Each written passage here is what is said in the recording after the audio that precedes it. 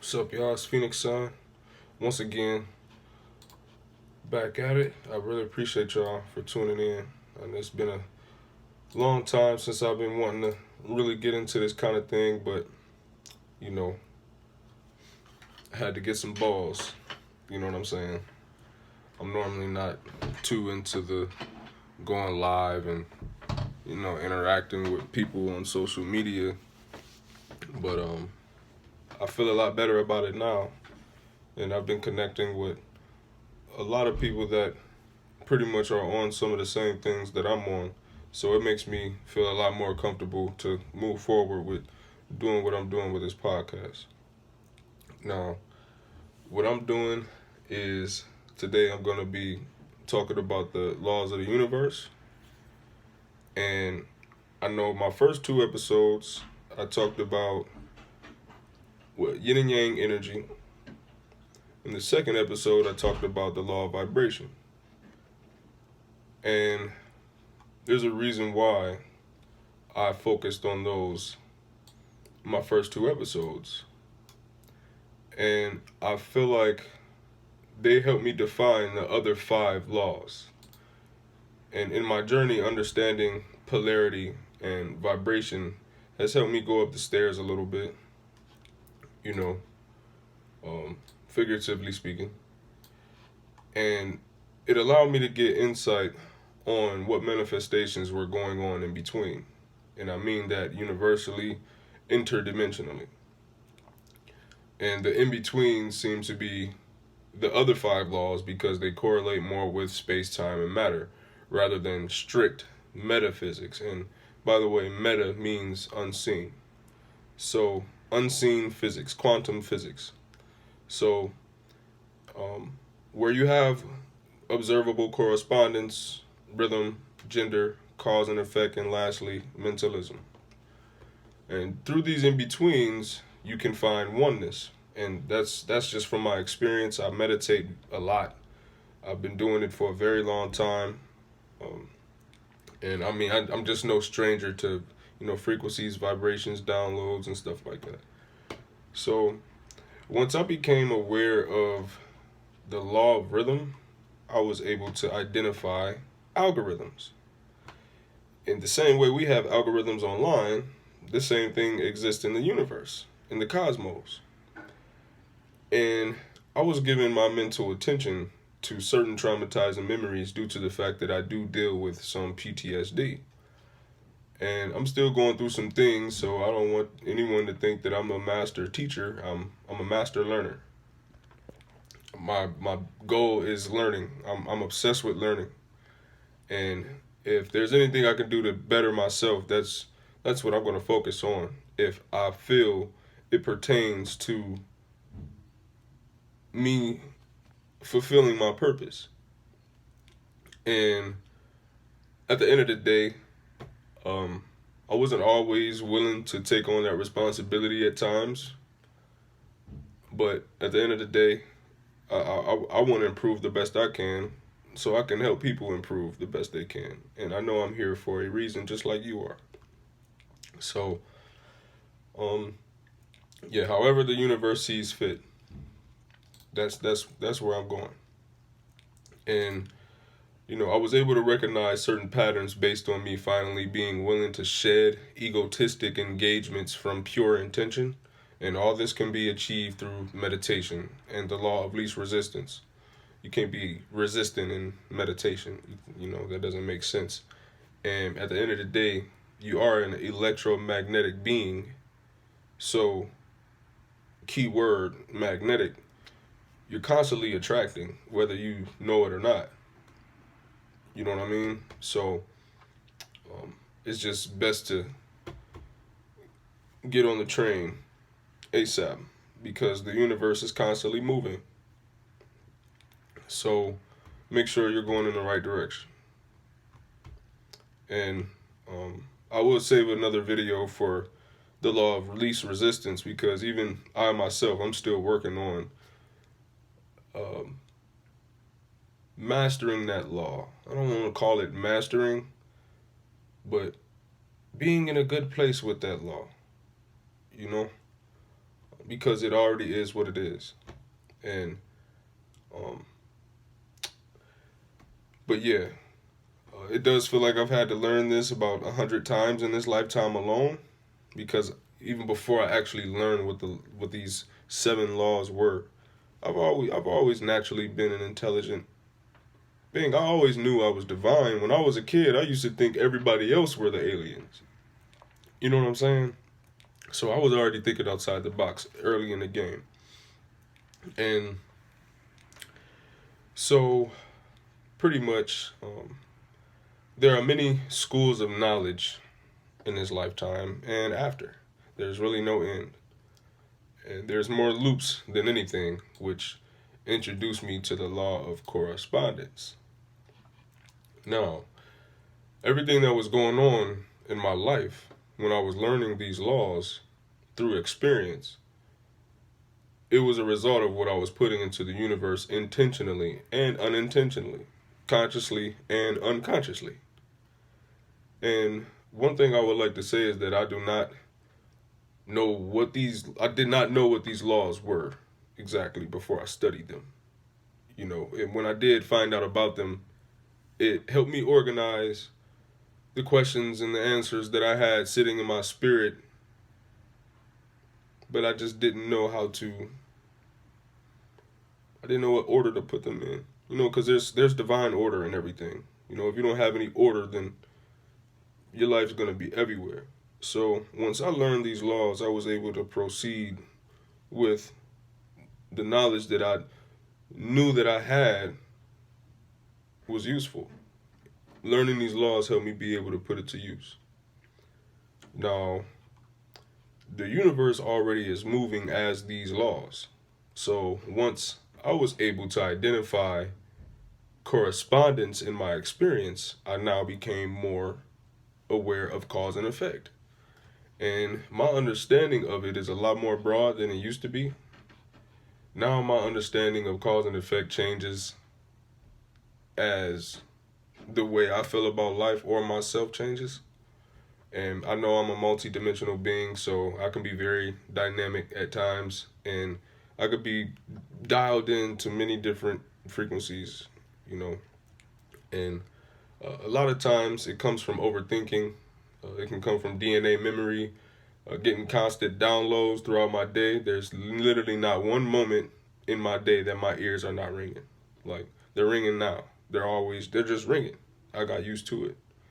And some of my uncertainty comes from me allowing myself to become fragmented over the years of being heartbroken from losing my mom and losing my grandmother in the same year. Now, I dove headfirst into spirituality without real instructions after it happened. I know first and foremost, I was doing it to, you know, communicate with my mom. And, I even had an experience with that. Once my mom had passed,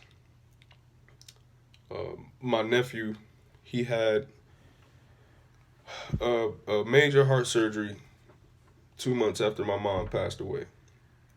So I'm crying, stuff like that, and I actually see my nephew. It looks like somebody's playing with him, but nobody was playing with him. At least I couldn't see it. I feel like it was my mom, because we couldn't even get him to exude that much love. It was so much. I've never seen him be that excited, laughing and rolling around in his hospital bed like the way he was. Even still to this day, I've never seen him be that vibrant with love. Now, he's a bouncing baby even still. He's 7 years old. You know what I'm saying? He's, the most intellectual, the most gifted kid I've ever seen in my life. But in this time, I knew it was a paranormal experience going on in his life. So, as I'm crying, I go to the little computer room. I was at a University of Michigan hospital. Something tells me to just, out of all places, it's crazy. I feel like that was just the worst place to try to look this up. But Something told me to just type in proof of heaven. And what do you know? The exact same kind of doctor that my mom had, she had brain surgery, so she had a neurologist. A neurologist wrote a book called Proof of Heaven.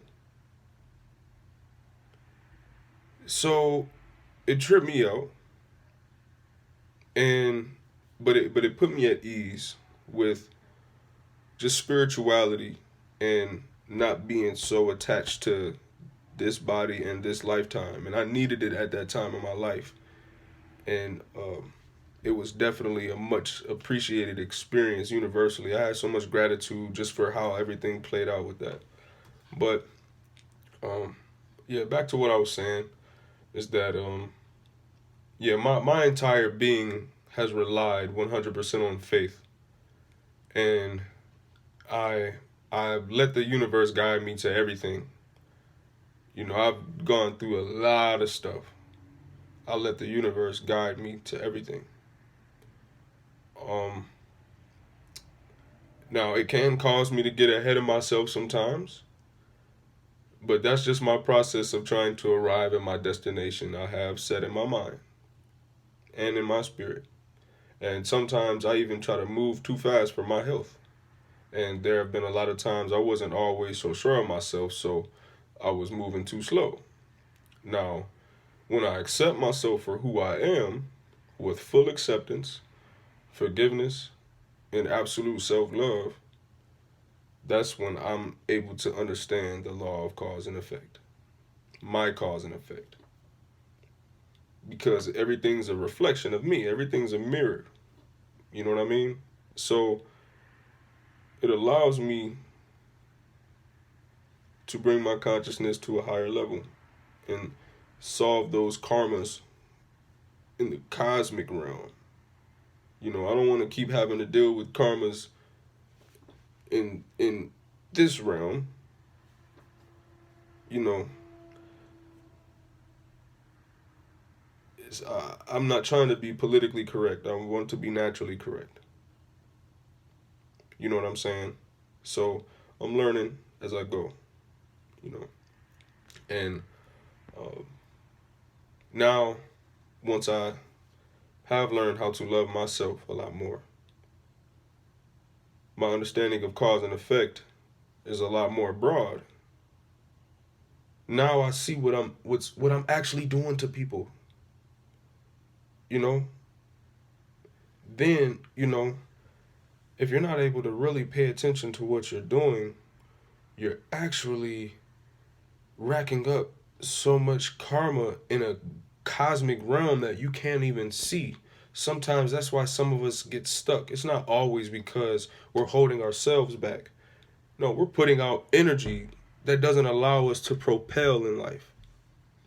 So, um, but yeah, where you stand with your ego will determine whether learning about your role in cause and effect, where you stand with your ego will be determined due to the fact of, okay, if it's overwhelming to you, or will it motivate you into natural momentum, which in the same breath are the laws of gender. It's energy. As above, so below. You got masculine energy and feminine energy. And the law of mentalism is how you will be able to achieve this balance between these laws of gender. And remember, the universe is mental, the all is mental. And without you or your mind, the universe is already mental. And the universe is consciousness manifested into many different expressions. So, in all, I do not believe the law of mentalism is last. It is actually the overseer. But I discussed these laws in the order that I did to help you understand how to be more self aware. And a student is only as good as their teacher. That's what I believe. So your mind is actually a progenitor of consciousness if used correctly. So let me make myself clear. Humans can acclimate to any diet, not just referring to food. If you are not aligning yourself with the laws of universe and nature, you are aligning yourself with extracurricular events. And you have to realize that unseparated, you are an extracurricular event in itself. So make sure you have a good diet so you can be a good diet, energy wise. I'm not saying, I'm not talking in terms of eat or be eaten. You know what I'm saying? No. I'm saying that we absorb energy. So you want to make sure the energy you're giving other people to absorb is something that can come back to you and benefit you. And, you know, at the end of the day,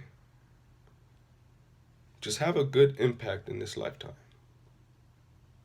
That's all it's about. Thank you for joining me. Until next time.